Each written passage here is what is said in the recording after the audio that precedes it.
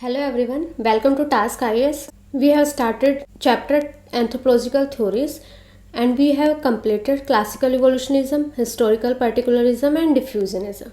Today we will start Functionalism.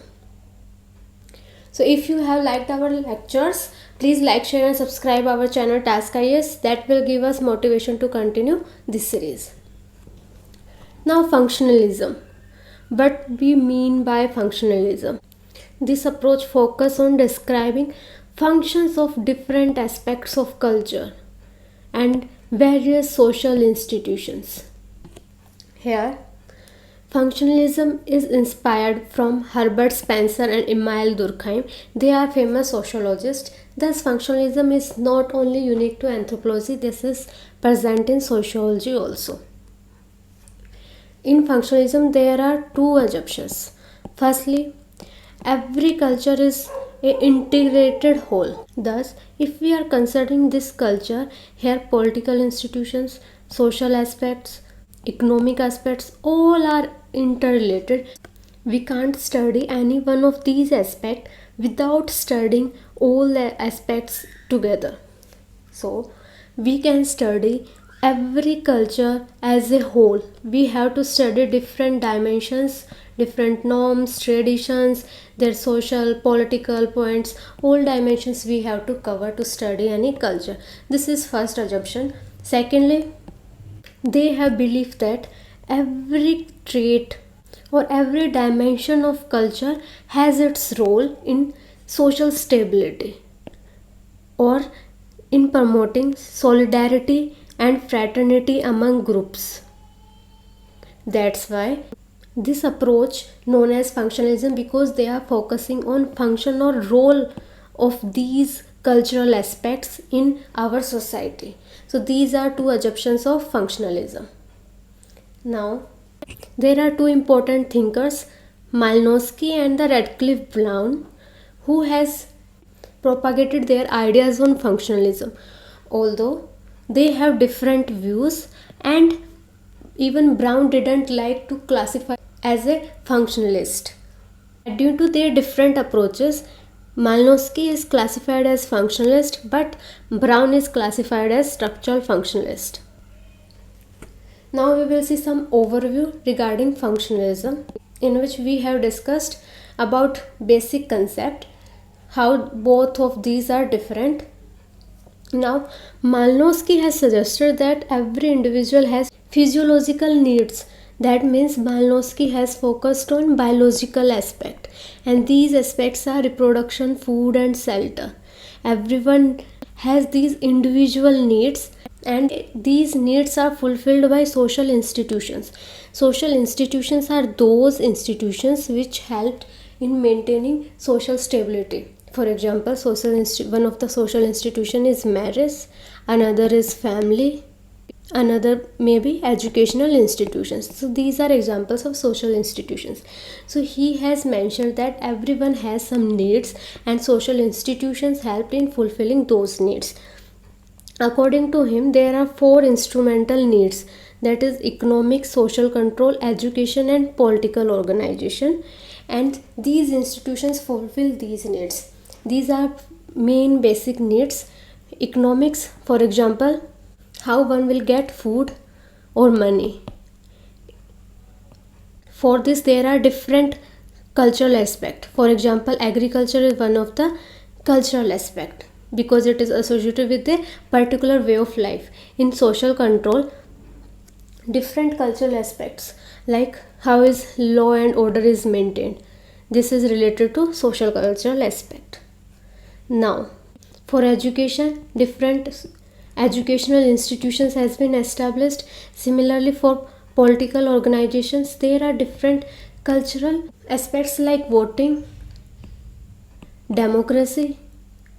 So these different cultural aspects establish social institutions has role in fulfilling individual needs, and these four are basic needs: economic, social control, education and political organization. This was the idea of Malinowski, where he has focused on biological as well as focus was on individual needs, whereas Radcliffe Brown has focused on social structure as compared to biological needs. According to him, social structure is a set of relationships between different social institutions which are part of any culture. These social institutions are political, economical, and different social, for example, marriage, family. So these institutions has a role and they influence each other's work, and these relationship result in establishment of a structure. That structure is known as a social structure. So according to him, these social institutions has role in maintaining this social structure. And these differences in approach in functionalism is because Malinowski was inspired from Durkheim, whereas Cliff was inspired from Auguste Comte. So they have different source of inspiration and their sources have different approaches towards functionalism. That's why their approaches are also different. Now we will discuss in detail about Malinowski. Here I will discuss about some aspects of functionalism that are related to Malinowski, some overview here, and also some other aspects which are not directly related to functionalism. So here we will cover overall Malinowski as a thinker. He was one of the founding fathers in the British School of Functionalists. He has studied different subjects, for example, mathematics, physics, and philosophy, but he was inspired from study of Fraser, and his book was Golden Bough. So due to his interest in this book, he has started work on fieldwork studies and anthropology. So that's why by this accident he has come to anthropology. Both Brown and Malinowski has an important contribution where they have shifted direction of anthropology from historical approach to study of present social institutions, how present societies, present social institutions like marriage, family, how they are working. So they have role in shifting focus. Now earlier focus was on classical evolutionism, but now focus shifted to functionalism. And they both are known for fieldwork studies, and Malinowski is so much known that he is called as the father of fieldwork in anthropology. Because of his approach, he has developed participant observation as a method in which a researcher has to long stay in fieldwork. He has to learn local language, and then he can collect data. Because according to him, sometimes when a researcher went into a field, people show different things as compared to what actually is there. So to understand what actually is there, a researcher have to spend long time in field. And his approach of fieldwork study is helpful in applied anthropology also. Now his role as a ethnographer, it was well known in world, and his first famous study was Trobriand Island in Pacific Ocean.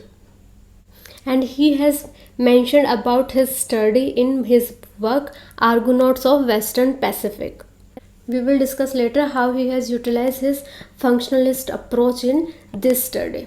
So he was a well-known functionalist and in 20th century. So till now we have covered Malinowski, about his early life, how he has developed interest in anthropology, and Malinowski and Brown's role in shifted approach from classical evolutionism to functionalism.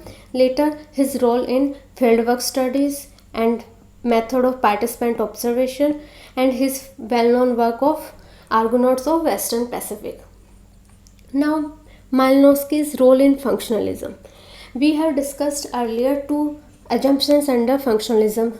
First is every cultural aspect is interrelated, and to understand any cultural aspect we have to understand as a culture whole, because if we change one aspect it will lead to change in other aspect also.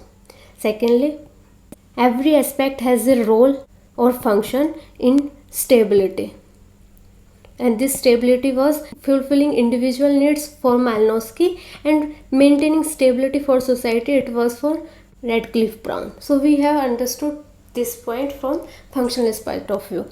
So how we can prove that Malinowski was a functionalist? Here we will study his two main points on functionalism. Firstly, he has mentioned that all customs and institutions are integrated. So his first point is according to first assumption of functionalism.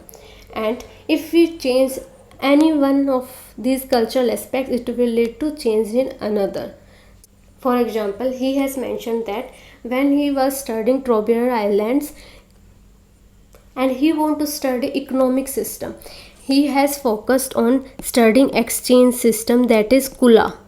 Here Kula was the exchange system where different islands exchange some objects. These objects have almost negligible material value, but these are important for maintaining their social status as well as maintaining fraternity and brotherhood among different people of different islands. Also, this was a security when if any of these island people face any food security issues, then this exchange system will provide enough food to fulfill their needs. So Kula system was studied by Malinowski. We will discuss about this system later in unit 3 when we will discuss about economic anthropology. So when he was studying economic aspect, he has mentioned that to understand their economic aspect, he has to understand their magic, religion, myth, trade, kinship. All these methods are studied because in this system only some members of society can participate. Also, when any people go to exchange these objects, he has to perform some rituals. So magic, kinship, all these aspects are related to their economic system. Thus Malinowski has mentioned that to understand one aspect, for example economy, here one has to understand other cultural aspects as well. So there is a need of a holistic study for any ethnographer to understand cultural aspects. Now his second assumption was that every cultural aspect has role in fulfilling needs, and that's why his functionalism is known as needs functionalism, because every function has role in fulfilling individual needs. He has mentioned that every individual has biological needs, and these customs, traditions or various institutions, these has role in fulfilling these needs. For example, if we have marriage, then our reproduction or sexual needs are fulfilled. Similarly, if there is an institution of family, then food, shelter, these aspects are taken care of. Because of his focus on biological needs, his functionalism is known as biocultural functionalism. And according to him, this functionalism has a role in fulfilling individual needs, unlike Brown's idea of fulfilling societal needs, where Brown has mentioned that every cultural aspect has role in fulfilling societal needs, and this has role in maintaining stability of society. But his focus was on individual needs. That's why his functionalism is also known as psychological functionalism, because if one's needs are fulfilled, then that person will be psychologically satisfied. Now his functionalism is biocultural functionalism and psychological functionalism. Now we will discuss about some achievements of theory functionalism. Firstly, functionalism has shown that every cultural aspect has impact on another aspect. That's why they has focused on a holistic study. So this holistic view has given core concept of holism to our discipline, that is anthropology. Secondly, this has given a concept of culture. For example, Malinowski has focused on concept of culture, and by this he has given answer to question that why cultures are so important for any individual or for any society, because they are fulfilling needs, and because every individual's need are fulfilled, that's why different cultures survive from one generation to another generation. Thirdly, his approach of interrelated study. For example, his approach in Trobriand Island, where he has focused on not only collecting only economic data but also kinship, religion, all this data has collected.